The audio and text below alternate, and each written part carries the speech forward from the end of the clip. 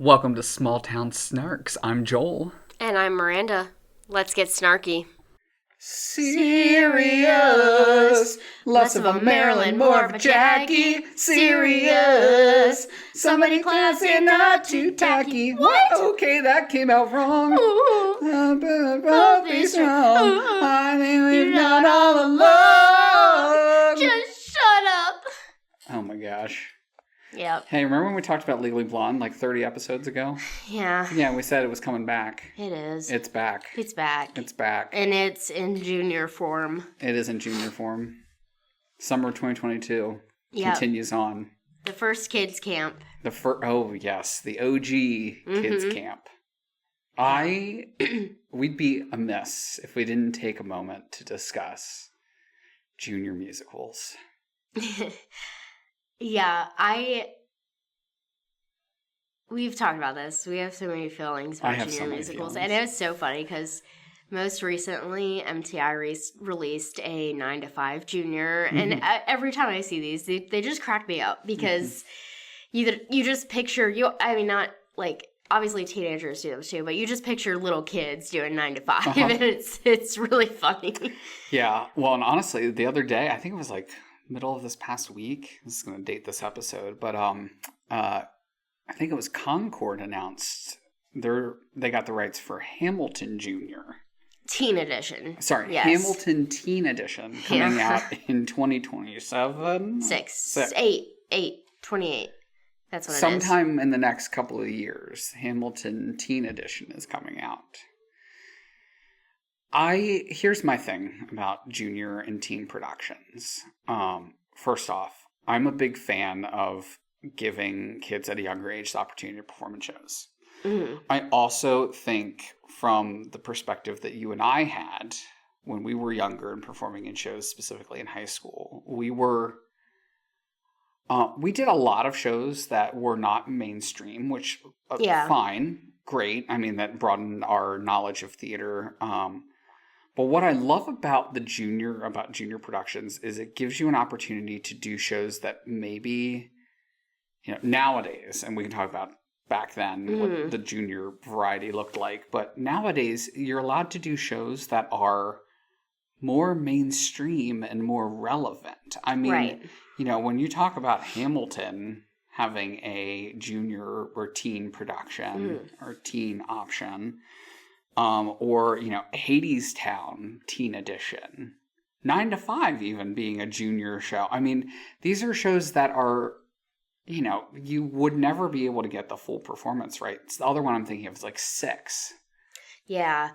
So the teen editions are full length. Yeah. They're just modified for children. So some of the themes are toned back a little. Like they have a Chicago Teen Edition. Yes. And I know people there's make a Rent Teen Edition too. That's what people keep saying, but I don't know that exists. I need to fact check that. We'll have to look that up. I know that was always so. I mean, just real quick before we keep going down that path, I remember when we were younger. Yeah. The selections for teen and junior musicals were very slim. I mean, it was a very early thing, and it was very much so like your standard musical theater fare. But yes, that Rent one, we'll have to check that because I know that's been a running joke for a really long time. Yeah, I think it's just a legend, though. I don't think it's... I don't know. We're going to look it up and we're going to... Yeah, but that's school edition. So through MTI, it's school edition. Through Concord, it's teen edition. And then there's youth edition and junior shows. So what I like about the teen editions, people make jokes about Rent. How do you make that a teen edition without changing the whole story? Chicago, stuff like that. Valid points. But here's the thing. For theater kids like we were when we were younger, and, we would have wanted to do the regular version. Yeah. Because that's who we were. That was not an option. So I think for kids who are really getting into theater and are loving those shows like Chicago or like Rent, like all the time with cabarets, we see teenagers singing songs from those shows because those are the shows that they're listening to and resonating with at that moment. It gives them an opportunity to perform the show in some capacity. Yeah. And I think that's great. And I think for kids that weren't like us, it gives other kids an introduction to these shows that I think are really important for people. So I get why people make fun of them. I do, because it's not the same show with those themes taken out. But I think at the end of the day, it's exposing more people to theater, and that's the number one goal. Yes.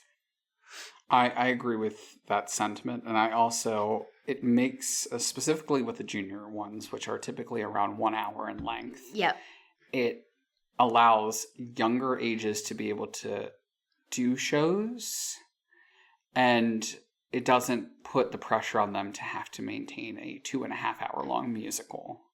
Yeah. Which is great. It gives them that opportunity to still be able to perform without the expectation of having to carry the weight of an entire show with the full costumes and full expectations are not as high. Right. And that's how you learn. Yeah. Like with those junior shows, 95% of the audience is like family of the kids. And when we just did Wizard of Oz Youth Edition, which I think is a good example. It was an hour length. Yeah. Some of those characters had really dense dialogue. Like, oh my gosh, you saw it. Some of the most dense dialogue I've had, like, big words. And that was still in the youth edition. Yeah. And, you know, we watch, like, sometimes the kids will forget their songs and then they'll come back in. But, like, that's how you learn. Yes. And that's how you learn what to do when you mess up on stage. Yes. Like, that's the age to start learning that stuff. So it's like, the stakes aren't as high because family's going to love it no matter what. Exactly. Right? You could put almost anything up there and they're still going to be beaming with pride about their kids. Yep. But, you know, you still hold them to high standards. Like, as the people, you know, in charge of the camps, you hold them to high standards. And, like, sometimes they don't meet them, but they come back, you know? And that's what the goal is. Like, we're setting the bar here, and we're going to teach you how to get there. And if you fall below, you need to know how to recover. Yes.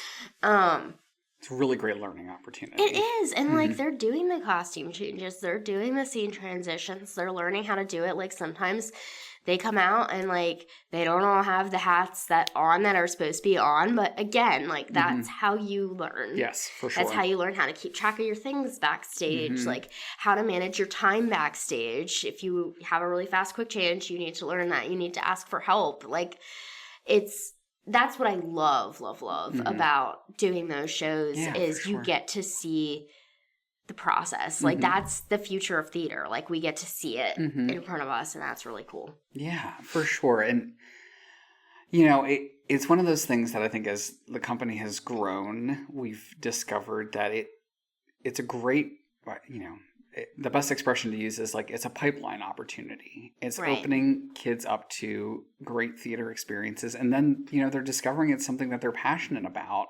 that they then want to pursue and do more. And they want to take advantage of the main stage shows. Or, you know, something, we talked about this a little bit on previous episode in reference to Wizard of Oz. But we're starting to see kids that were excited about other aspects of theater. Yeah. Excited to learn about tech and lighting and sound and, like, folding programs and, you know, understanding and organizing their costumes backstage. And it's just such a good opportunity to start building on all skills of theater, which is so good. And it's stuff that they don't normally get. Like, even if they're doing shows at, like, their schools, especially when you're talking lower level than high school, like, what teacher is going to say, yeah, okay, run mic check. Like, I'll help you. You know, that's probably not going to happen. And, yeah, like, it comes with risk when you do that stuff. But I think my thing is, whenever I see a kid that's, like, naturally interested in something, I'm just kind of like, all right, let's let's expand on this. Like, here's how you do it. And, you know, sometimes we don't always have time to do that, but it was really nice getting to do that with Wizard of Oz. And like you said, you know, we've seen kids from camps coming to audition for main stage opportunities. And we don't, like, we had a lot of them audition for Into the Woods. There wasn't a ton of opportunity with Into the Woods because of the nature of that show, but, like, we have a lot of them signed up to audition for Joseph, and that's really exciting. So a lot of times when they come from a kids camp to a main stage, it's a little bit of a shock to the system for them, but they adjust, and they take those skills that they've gotten from the camps, and they further, you know, improve and expand on them because they're seeing adults do it. And that's like a whole different thing. So it is really cool. It's like we get to experience the highlights of being teachers without having being a teacher be our full-time job. Exactly. Yeah, for sure. Well, what made you select Legally Blonde as the first intensive for STS? So it was, starting an intensive was risky because I had this idea of a pay what you can program for the production intensives. And we had never, not only had we not done that, but no one in the community has done that. And I wasn't sure how it was going to go because we didn't need to make money on it, but we needed to break even on it to, like, make it worth doing from a business perspective. Yeah. And it was also scary because we were going to pay instructors, and we hadn't been paying instructors. Like, we just hadn't had instructors in the past. So, like, we were going to pay instructors, which was another thing that was intimidating. I mean, we had paid, you know, music directors, but and we had paid orchestra members, but this wasn't something we had done before. When I thought about what show to do, part of the reason we picked Legally Blonde was because I knew we had all the costumes from our production of it. Yeah. And I knew with it being a junior production, we didn't have to do a big set. We could just kind of, like, have them have a little backdrop and have that be it. Excuse me, I'm yawning. And then I was pretty confident that we would get enough people to do it. So part of that was, you know, we were trying to minimize costs where we could in case the pay what you can didn't go well, and in case, you know, we didn't have a ton of registrations. And the pay what you can, I actually got this idea from, there's a chiropractor in Thurmont that does pay what you can. Yeah. And I remember I just kept thinking, like, how did they stay in business? How does this work?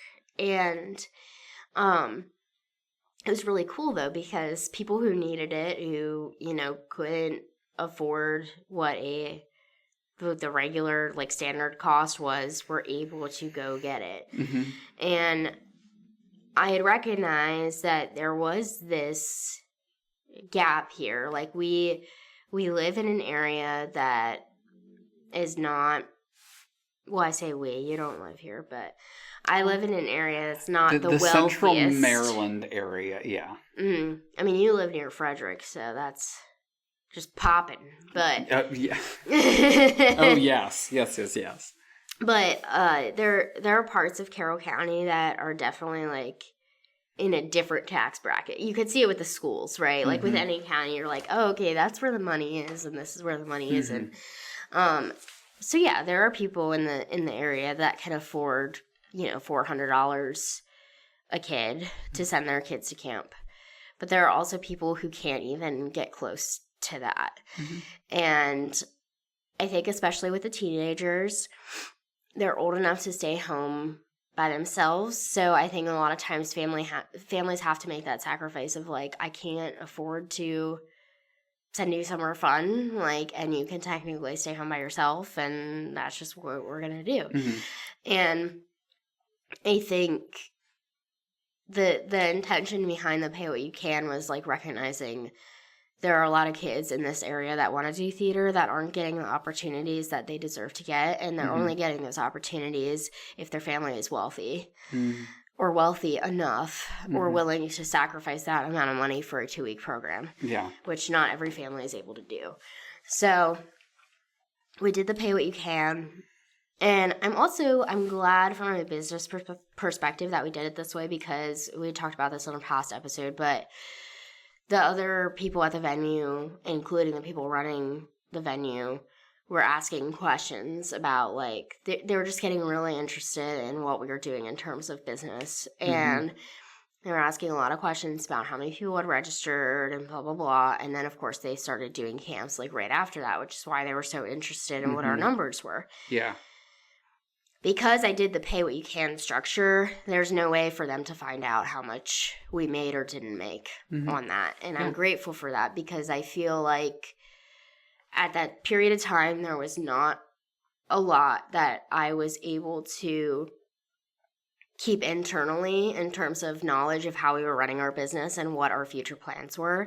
But that was one of the things that we were able to keep internal because of the structure that we did. And I think that was important at that time, because it was really hard being in that close proximity with people who were kind of trying to do the same thing that we were, but really they were trying to get themselves to a point where they could run the building by themselves and remove us out of the equation. And in order to do that, they were utilizing some of the ideas that we had. So getting into, like, the experience and everything, I do remember I was working from home, so I worked from the theater on the first day of camp just to, like, be there if they needed me. And the 2 people were running it. And, you know, the kids were showing up, the teenagers were showing up, and I just, like, had this moment of, like, oh my gosh, there are people showing up to be taught by Small Town Stars people. Like, this it was such a big deal. Like, it felt like, oh, we're getting somewhere, and we're being recognized in the community and by these families. And, like, I've talked to you about this, but, like, every time we do one of these programs, there are people that can only pay $20 every single time. And I'm so grateful, honestly, like, that we're able to do this. Because, like, that was my husband growing up. Like, he loved theater. Like, there was no way he could have, his mom could not pay $400 for him to do a camp. And the fact that, like, there are families that can only pay that much, or, like, sometimes they can't pay anything, but they come and they help because, you know, they acknowledge that, like, everyone has to help in some capacity, whether it be, like, you know, monetarily or, you know, time, to help continue this program so that kids can continue benefiting from it. And then there are always people that pay the price of what the other competitors are paying, because they can pay full price. So that was just really special, like, seeing the variety of kids that were there. And we never, like, when we're doing auditions, the people casting it have no concept of who paid what, and it's every kid gets an equal opportunity there. But having that moment of, like, oh my gosh, there are people here to learn from us. It was one of the first big, like, I feel like we're making it type moments. Like, I feel like we're making a difference. So yeah, that was a big deal. Seeing the instructors, like, run with this process of, you know, a 2-week intensive, and, like, other companies, they were doing, first of all, everyone in the area called them camps until I started calling them intensives.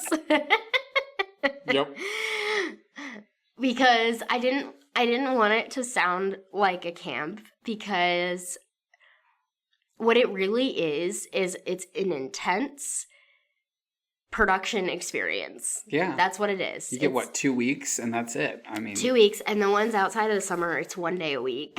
For, and then you put on a 2 show. months? Yeah. Yeah. Mm-hmm. For context, for main stage shows, we rehearse multiple times a week, and we usually have a 3-month-long rehearsal schedule before the show goes up. So this is a substantially shorter amount of time for people to put on these shows. And people have been doing, like, the 1 or 2 day rehearsal week model, but no one had really been doing the 2-week model. There was a company in Frederick that was doing it, and that is kind of where I got the idea from, because I had participated in those when I was younger. And I remember one of the instructors being like, has anyone, like, successfully done this before? And I was like, yeah. And they were like, okay, as long as you know it can be done. But, like, that's how intimidating it was, like, trying to do all of that in just 2 weeks. I mean, you got to teach the music, you got to teach the blocking, you know. They have to memorize everything. Lines. Yeah. That's hard. It is. So I mean, everything was going smooth. We were getting costumes on them. And then in the second week, the big thing that happened was someone had tested positive for COVID. And we had started getting emails, like a handful of people had tested positive. And we're approaching show weekend. Yeah. And I remember it got to the point where there was enough people where I was like, we have to move the show. Like, we can't do it this weekend. Yeah. And I messaged the venue, and luckily they were able to find another weekend for us to perform. And I remember messaging the parents, and at first I was getting messages like, well, I mean, are you sure? Because we'd really like to stick with this weekend if possible. And then literally not even 20 minutes later, I got another email from the same parent being like, never mind, little Susie just tested positive. And I'm like, yeah, like, I'm telling you, like, all of the kids have it right now. And, I mean, granted, at this point, the vaccine had been out for a while. So, like, they were, luckily, none of them had such severe symptoms that it was... They were in danger. Yeah. I mean, this was like a year and a half after the vaccine came out at this point. Yeah, but it was still like, we can't Yeah. We can't move forward with the show with all of them having COVID. So we ended up pushing the show, and I think every single kid was able to make the new schedule work. I think that's right, if I remember correctly. Which was unbelievable. Like, I was just like, oh my God, like, there's no way, but they made it work. And when the other, like, crazy thing that happened is one of the kids that was playing the lead had, like, a medical episode right before the show started. Oh, yes. Yeah, I remember that. And I remember Abby was working on the show, and I remember her coming to get me. And I called this person's mom, and it was just strange, because I call her and I tell her what's going on, and she's just kind of like, oh, yeah, that happens sometimes. And I'm like, I mean, a heads up would have been nice, because it looks like something really scary. And if it's not really scary, I would like to know. Exactly. Because we were really scared. And, like, I had the other director telling me, like, I should call an ambulance. And I'm like, but their mom is saying no. So, like, I don't know what to do. So the mom was, talking to her and drove to the theater, and, we got her. She was okay, and she was able to go on. But apparently, sometimes when this person's anxious, they just, like, completely shut down. Like, it looked like a seizure at first. Like, that's kind of what we thought was happening. And you know how this goes, especially with a lot of kids, like, trying to get all the kids out of the room, trying to get, like, just evaluate what the situation is. And at this point, we're getting ready for an audience to come in. It's just a lot of logistical things that had to happen there. And I remember this kid then the next year signed up for another one of our shows, and I told the instructors, I was like, hey, just so you know, like, this has happened before, and, like, it wasn't a big deal, like, but it may happen again, and I just want you to be prepared for it.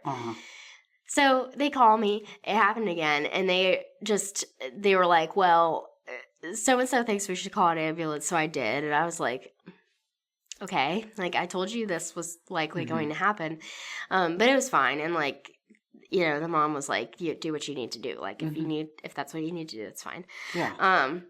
I remember these instructors were so distraught afterwards that they couldn't come to, like, their main stage rehearsal, and I was like, guys, I told you this is the thing, but I will say, it was very scary to look at, like, it wasn't normal human behavior that you see every day, so it was jarring, and everyone was worried for this person, and luckily they're okay, and I hope that, you know, they're getting the help they need to figure out why that is happening to them. Yes.